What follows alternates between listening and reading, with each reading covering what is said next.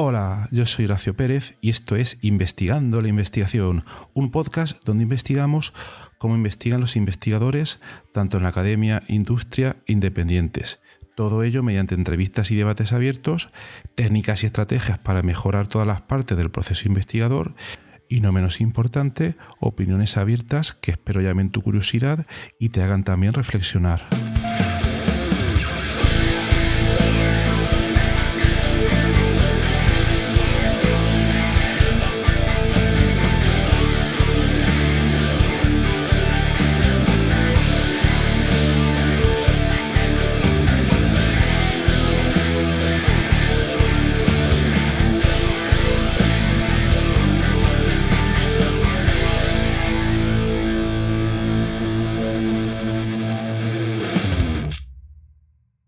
Hola, hoy es martes 19 de abril de 2022 y hoy es la fiesta del Bando de la Huerta en Murcia. Si la conocéis, no sé si podéis escuchar hoy este episodio del podcast. A lo mejor lo escucháis mañana miércoles, día 20, no lo sé. Pero si no sois de Murcia, prestad atención a las noticias. Siempre podéis ver por ahí por Twitter o por cualquier otro canal de información lo que está pasando. Son unas fiestas interesantes con dos vertientes. Una vertiente clásica, que es la representación de las estampas típicas huertanas del siglo pasado, de la forma de vivir en la huerta, etcétera. Esa es la versión clásica, la que de mi punto de vista es interesante. Y luego hay otra versión que digamos es más de la calle, es un poco más, digamos, hay un poco de todo, ¿vale? Quizás si veis las noticias entenderéis de lo que estoy hablando. Bueno, dicho esto, vamos a empezar el episodio de hoy. Vamos a empezar una nueva serie relacionada con el método Zettelkasten. Ya hemos dedicado algunos episodios previos. En el episodio de ayer comentamos que voy a organizar un webinar introductorio sobre PKM, Zettelkasten y su implementación con Obsidian, que será el próximo jueves 21 de abril a las 22:30 horas, hora de Murcia, España. Y en el episodio de hoy, como del método Zettelkasten todavía no hemos hablado en detalle, pues vamos a iniciar una serie que está basada en leer los puntos más importantes. Obviamente no lo voy a leer punto a punto, sino sería bastante largo y pesado. Vamos a leer los puntos más importantes de un libro que yo creo que a día de hoy es uno de los libros de referencia y que os recomiendo comprar y leer, sobre todo, leer varias veces y sobre todo de manera no lineal, porque no es una novela. El libro de un autor alemán que se llama Sönke Ahrens y que ha escrito pues lo que es hoy en día como digamos la Biblia del método Zettelkasten para que lo pueda seguir todo el mundo, ¿no? El título del libro en alemán sería, porque este señor es alemán, Das Zettelkasten-Prinzip. En inglés lo podéis encontrar como How to Take Smart Notes, cómo tomar notas inteligentes, aunque lo de inteligentes también tiene su miga, pero bueno, no creo que sea la manera adecuada de llamarlo. Y en español lo tenéis traducido y el título se llama El método Zettelkasten, cómo tomar notas de forma eficaz para impulsar la escritura y el aprendizaje de estudiantes, académicos y escritores de no ficción, etc. Bueno, es un título un poco más largo que el que se le ha dado a versiones en otros idiomas, pero bueno, vamos a empezar un poco por analizar este título. Como os comentaba, si empezáis a estudiar el método Zettelkasten encontraréis muchísimas fuentes de información. Tenéis algunas cosas que hemos comentado ya en este podcast, tenéis muchos otros podcasts, tenéis muchos posts de blogs en internet, tenéis páginas dedicadas a ello, pero no existía hasta ahora una fuente unificada de información que tratase de manera autoritaria, los conceptos más relevantes de este método, y entonces este libro ha sido uno de los primeros.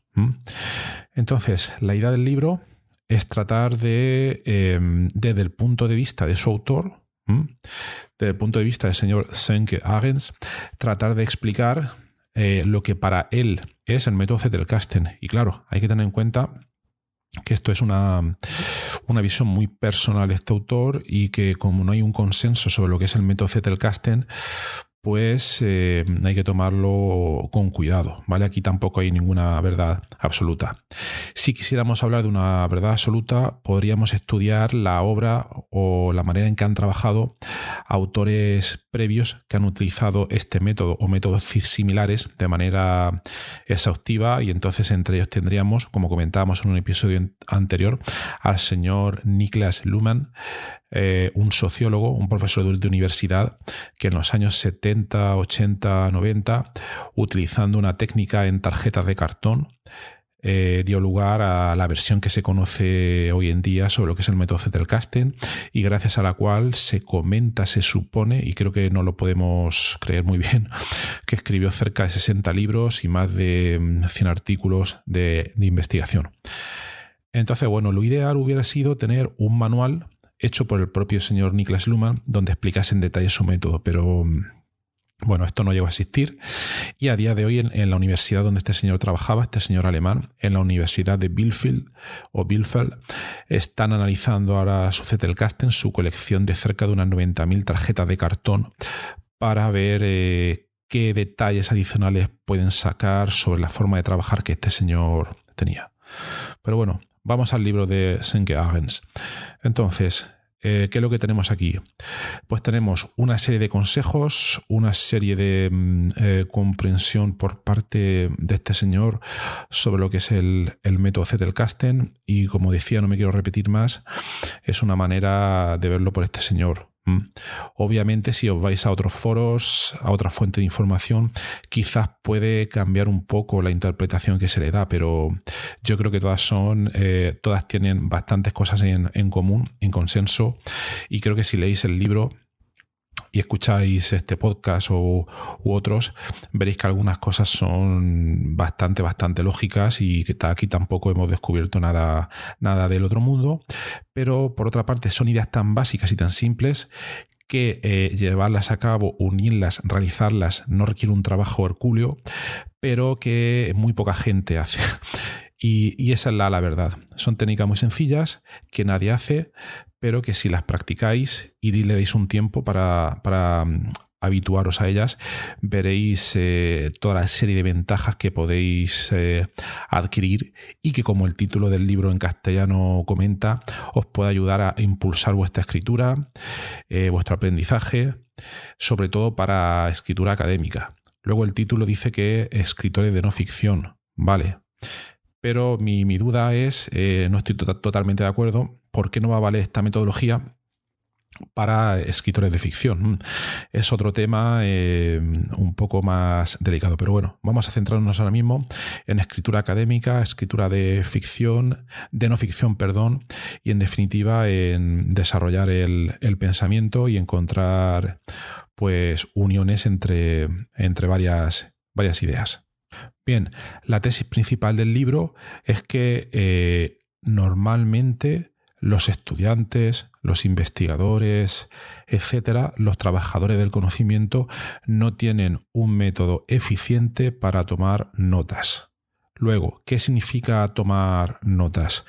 Pues significa adquirir una información que se encuentra en una obra, puede ser un artículo científico, puede ser un libro, etcétera, pero adquirir esa información de manera interiorizada.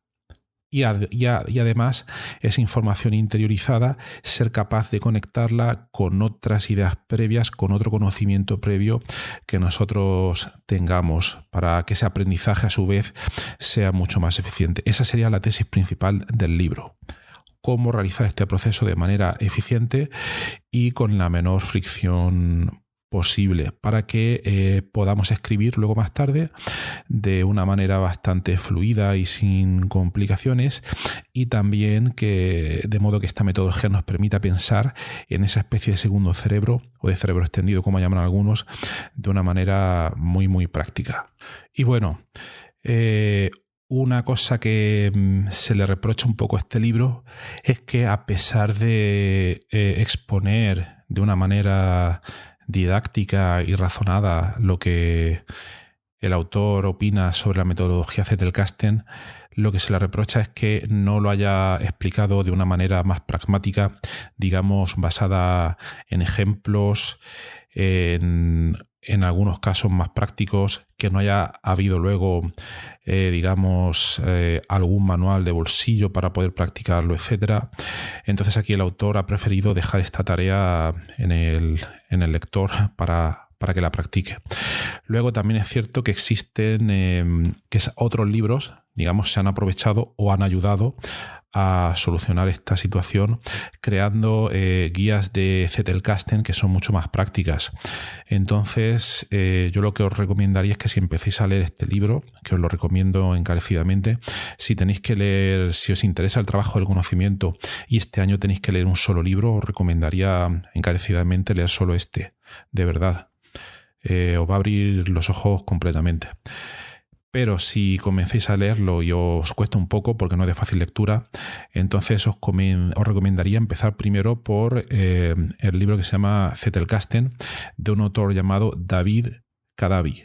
¿Vale? Os lo pondré en la nota del programa, porque este autor lo que hace es básicamente resumir tanto el libro de Søren Akens como el de otros autores para hacer una especie de versión súper simple de todas las técnicas. Claro, también hay que tomarlo un poco con pinzas, porque no cuenta todos los detalles y toda la sabiduría que este señor ha logrado plasmar en este libro. Bueno, pues dicho esto, vamos a empezar esta serie del libro y vamos a empezar un poco por... Voy a resumir, a su vez, yo por mi parte he leído este libro y he tomado notas siguiendo las ideas del propio libro. ¿Vale? Entonces, no lo voy a contar de manera lineal, va a ser de manera aproximadamente lineal, pero voy a ir exponiendo los puntos que más importantes pues, me han parecido, y luego al final de toda esta exposición, que yo creo que durará 2 o 3 episodios, no lo sé. Este es el primero, es lo único que tengo claro ahora mismo. Todo depende del feedback que reciba, sobre si algunos puntos quedan claros, otros no quedan claros, si otros queréis que los tratemos con más profundidad, etcétera. Y bueno, aprovecho para deciros, lo comenté en el episodio de ayer, que este jueves 21 de julio a las 22:30 tenemos ese webinar introductorio. O a lo mejor sí que lo he dicho al principio del episodio, no lo sé. Bueno, entonces vamos a empezar a comentar los puntos más importantes del libro, ya os digo, de una manera no lineal, pero sí en relación al contenido que este engloba. Bueno, siguiendo esta idea, comentaríamos que uno de los puntos centrales de su argumentación, de su exposición, sería que la aproximación clásica que se utiliza por gran cantidad de escritores de no ficción, de investigadores, etcétera, para escribir textos, es una aproximación que está totalmente equivocada. Ese sería el primer punto de partida. Y él expone lo siguiente: a partir de ahora voy a procurar exponer todos los puntos como los hace el autor en su obra, y entonces todo lo que cuente será su opinión. De vez en cuando daré la mía, pero que quede claro que está la opinión de este autor. Bien, entonces, la aproximación clásica usada para escribir textos está completamente equivocada. Y vamos a intentar desgranar un poco este primer punto. Él argumenta que muchos autores, a la hora de escribir un texto, a la hora de escribir una obra, cometen un gran error, y es el siguiente. Muchos de ellos intentan decidir sobre lo que van a escribir antes de haber empezado a escribir. Él comenta que esto es un gran error. Luego da algunos detalles de por qué, algunos detalles adicionales, y son los siguientes. Cuando alguien quiere desarrollar un proyecto, cuando alguien quiere desarrollar una idea, cuando alguien quiere desarrollar un texto, lo que hace normalmente es realizar una clasificación categórica previa de todos los conocimientos o contextos o contenido que quiere desarrollar. Vamos a suponer un caso concreto. Si alguien quiere estudiar sistemas en sociología, pues lo que haría sería crear una carpeta o un proyecto, sistemas en sociología, y entonces ahí pues crear un primer esquema previo, digamos, introducción, estado del arte, comparativa, conclusiones. Vamos a suponer que ese sea el esquema. Entonces se pondría a escribir sobre todo lo que tuviera en ese momento, todo lo que le viniera en mente a esa persona, hasta rellenar, dependería del grado, claro está, hasta volcar toda la información sobre ese primer artículo, sobre esas ideas. Y entonces aquí viene el error. Ese texto lo dejaría ahí, dentro de esa categoría, y más tarde es posible que fuera a otro proyecto, a otra historia, a otro artículo, etcétera, que se encontraría en otra categoría determinada. Vamos a suponer que se trata de un artista, un escritor muy prolífico que se dedica a trabajar en varios proyectos, varias publicaciones al mismo tiempo, y que iría saltando de categoría en categoría, etcétera, o que fuera tomando notas de cualquier cosa y que cada vez que tomase una nota nueva sobre un proyecto nuevo, pues crease la categoría asociada a ese proyecto. ¿Con qué nos encontraríamos al final?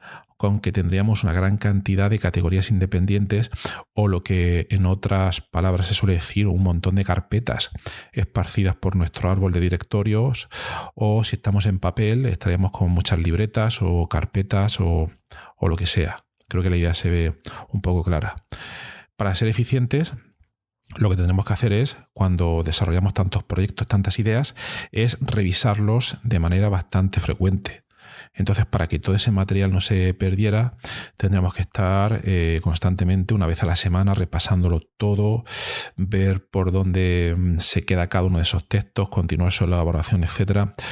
Pero el autor comenta que esto al final no es práctico, que esto es algo que realmente no hace nadie, y que al final la información se pierde, que una gran cantidad de notas y esa información se pierde. No sé si os reconocéis aquí, yo sí que me reconozco totalmente, pero a mí esto es algo que me ha pasado pues muchísimas veces. Yo, por ejemplo, tenía en el iPad, tenía la aplicación de notas que viene por defecto, Notes App, y entonces ahí tenía un montón de categorías, un montón de carpetas y subcarpetas y más subcarpetas, que cada vez que quería escribir sobre un proyecto, sobre una idea, sobre un contexto, pues me iba ahí, las iba añadiendo, etcétera, pero muy rara vez, y mira que lo intentaba, muy rara vez, incluso aunque me ponía con la revisión semanal del método GTD, me era imposible revisarlo todo. Y entonces, conclusión, consecuencia, que la información se pierde. La información al final se pierde, esa información muere por no repasarla. Es posible que quizás más tarde, si nos empeñamos o insistimos mucho en un proyecto determinado, que volvamos a él y que repasemos toda esa información. Pero es algo que normalmente no sucede. ¿Por qué? Porque la información se acumula en contextos, en categorías totalmente independientes. Entonces aquí ya el autor empieza a añadir una de las ideas importantes del método Zettelkasten, y es que la información debe estar descategorizada. Esto, bueno, luego lo comentaremos un poco más en detalle porque tampoco es estrictamente así, pero debemos huir de esa jerarquía de carpetas o de silos de información donde esas notas están totalmente separadas, y por otra parte tenemos que irnos en la dirección opuesta en procurar encontrar la mayor cantidad posible de conexiones entre todas esas notas. Es decir, en la práctica sería, imaginaos el esquema anterior de varias categorías, varias carpetas con proyectos independientes, y que nos empeñamos un día o nos interesa revisar en detalle solo una de esas categorías. Bien, en el caso anterior, en la situación que comentábamos antes, como eran categorías totalmente independientes y no existía conexiones entre esas notas, pues solo leíamos lo que teníamos ahí. Pero imaginaos que al final de cada una de esas notas, dentro de esa categoría, tenemos un apartado que se llama, por ejemplo, enlaces o información adicional, y ahí tenemos una serie de indicaciones sobre otras notas de otros proyectos o de otras categorías a las que podemos ir porque se encuentran relacionadas de algún tipo. Esto es algo como también pasa, por ejemplo, os voy a comentar un caso que seguro que os suena cuando habéis buscado información en la Wikipedia, ¿verdad? Cuando vais a una entrada de lo que sea, al final normalmente veis 2 o 3 enlaces adicionales que, en muchos casos están relacionados dentro del mismo contexto del artículo que estáis leyendo. Otras veces puede ser pero la verdad es que pocas, que os refieran a otro contexto totalmente determinado. Pero en definitiva, este sería uno de los principales pilares del método Zettelkasten. Adquirir la costumbre de unir notas, unir información. Obviamente que tenga sentido y obviamente sin abusar de este método, de esta idea. Es decir, cogeríamos cada una de esas notas en cada una de esas categorías y nos propondríamos, intentaríamos pensar con qué otras notas previas de nuestra carpeta, de nuestro sistema, podríamos relacionar cada una de esas nuevas ideas que vamos añadiendo. Entonces, el quid de la cuestión es, vamos a suponer que empezamos nuestro sistema Zettelkasten desde cero. Vamos a suponer que tuviéramos solo una única carpeta y entonces ahí lo que empezaremos a hacer al principio, claro, al principio está totalmente vacía. Añadiríamos las primeras notas, la primera nota sobre un tema determinado, la otra nota sobre otro tema, pero la clave es cada vez que vamos añadiendo una nueva nota y procurar ver si está relacionada con alguna de las notas anteriores que ya hemos depositado. Esa es una de las claves y anotarlo de manera conveniente. Si lo hacemos en papel o con tarjetas de cartón, como hacía Niklas Luhmann, pues se sigue una serie, este señor Niklas Luhmann sigue una serie de códigos que bueno, no lo vamos a comentar aquí, la verdad es que son un poco complicados, Folgezettel, etcétera. Pero si utilizáis software, esto depende también de gustos, el software ya automáticamente os permite enlazar, bueno, automáticamente no, quería decir de manera muy fácil encontrar la relación entre todas esas notas. Bueno, tú tienes que ser el que las encuentre, ¿vale? Lo que quería decir, que no me estoy explicando muy bien en esta parte, es que una vez tenemos identificadas las notas a las que se podía relacionar la nota actual, mediante pocos clics o mediante pocos golpes de teclado, vamos a poder implementar esas relaciones. Bueno, pues os lo voy a dejar hoy aquí para que no se haga más largo y entonces en el siguiente episodio de esta serie seguiremos comentando los puntos más importantes de este libro. Ya estos puntos son un nivel un poco ya menos introductorio, por lo que os recomiendo que, si sigáis escuchando esta serie, lo voy a tratar de hacer lo más o menos posible. Yo tampoco soy un experto, estoy aprendiendo, pero ya tengo una experiencia con esta metodología y obviamente siempre se puede aprender muchísimo más. Y también espero en esta serie, quizás durante esta serie o más adelante, traer a algunos invitados al podcast, a algunos expertos si es posible, para que nos cuenten en detalle cómo implementan el método, cómo lo usan, etc. Y por último, y más importante de todo, no olvidéis que aquí no se trata ni de ser expertos, ni de sentirse un principiante absoluto, sino que lo más importante, y esto creo que puede quedar claro, es algo bastante intuitivo, que como se aprende el método Zettelkasten es usándolo todos los días. Así como se aprende, cuando lo interioricéis, veréis que el resto prácticamente sale solo. Solo hace falta un pequeño empuje para que empecéis a utilizarlo y este es el que os voy a intentar dar con esta serie de episodios y con los anteriores sobre la metodología. Así que muy bien, espero que tengáis un martes maravilloso, los que estéis en el bando de la huerta también, y tened cuidado con el vino de Tetra Brik. Muy buenas tardes y hasta luego.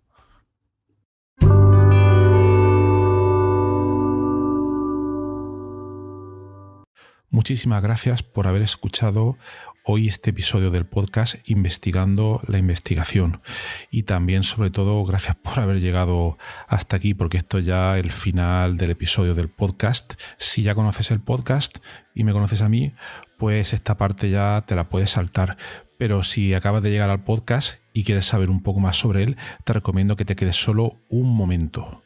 En primer lugar, te voy a comentar quién soy y a qué me dedico. Mi nombre es Horacio Emilio Pérez Sánchez, a veces lo abrevio como Horacio Pérez, y soy de formación químico computacional.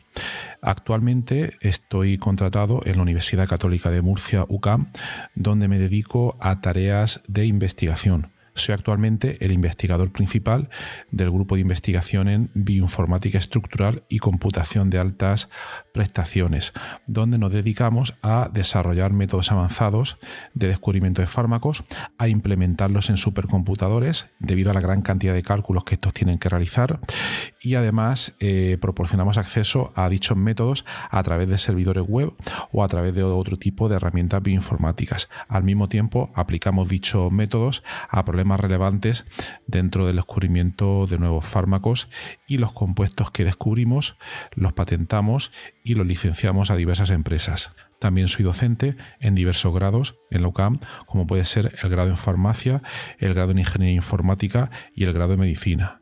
También trabajo por cuenta propia como autónomo, y ahí tengo 3 líneas principales de actuación. Una de ellas consiste en la asistencia o mentoría en temas de investigación académica e industrial, donde te ayudo a responder a las siguientes preguntas. 1.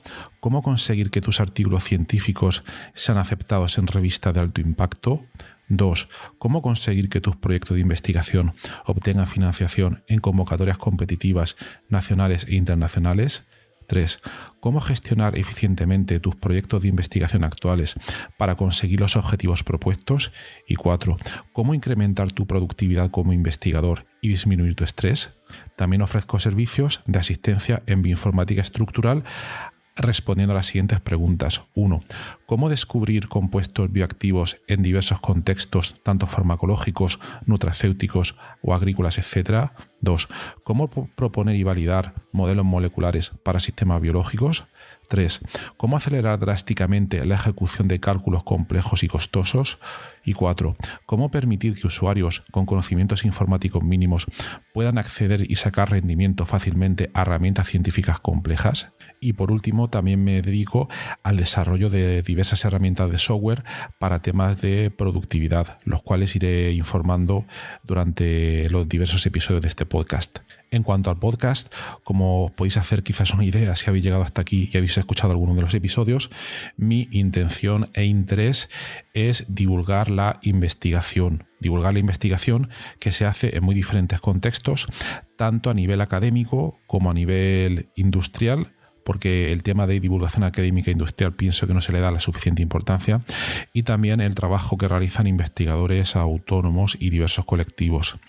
Además, doy especial hincapié en el tema de la bioinformática estructural a la hora de divulgar también la investigación que realizamos en nuestro grupo. Por otra parte, también tratamos temas de productividad y todo tipo de herramientas que nos puedan ayudar a mejorar todos los procesos necesarios para poder realizar una investigación en condiciones y con un rendimiento adecuado. Si escucháis el primer episodio del podcast, que es en realidad el tráiler, ahí tenéis algunos detalles más, pero bueno, esa sería la idea principal. Por último, también quisiera mencionar que tenemos una comunidad de Discord organizada en torno al podcast. En la mayoría de las notas del programa, de los episodios, tienen los detalles para acceder a esta comunidad. Y es muy interesante porque ahora mismo tenemos unos 100 y pico de usuarios, de oyentes, que se conectan a la comunidad de Discord, y de ahí surgen diferentes conversaciones. Y por ejemplo, algunos episodios, como digo de memoria, el de ciencia de datos, el de la investigación en ciencia de datos, es uno de los que surgió ahí, pero también ha servido para que oyentes hayan realizado dentro de esta comunidad de Discord nuevos contactos a la hora de exponer intereses similares en temas tanto de investigación como de productividad y de diversos países de habla hispana. También me gustaría decirte que si te ha gustado el podcast, te agradecería muchísimo si lo pudieras sugerir a amigos, contactos que pienses les pueda llegar a interesar, o compartir a través de múltiples plataformas, ya sean las redes sociales, mensajería, WhatsApp, Telegram, Discord, etcétera, emails o cualquier otro medio. Asimismo, también ayuda mucho si en las diferentes plataformas donde se puede escuchar el podcast, como Spotify, Apple Podcasts, iVoox, etcétera, nos puede dar ahí 4 estrellas, 5 estrellas, etcétera, lo que tú veas necesario. Pues todo esto al final ayuda a que el podcast llegue a más gente. Y por último, si quieres ayudar a esta idea, si quieres ayudar al podcast económicamente, te agradecería que te suscribieras a la versión premium del podcast. Tienes los detalles en los enlaces de las notas del programa, o puedes ir directamente a Anchor FM/Horacio-PS, y ahí tienes todos los detalles. Y bueno, aquí se termina esta outro del podcast, un poco larga, pero me parecía necesaria para todos aquellos que lleguéis por primera vez. Y nada, de verdad, muchísimas gracias por escucharme y espero que os interesen los temas y que todo este contenido pueda ser beneficioso para todos los que lo escucháis. Muchas gracias y hasta otro episodio.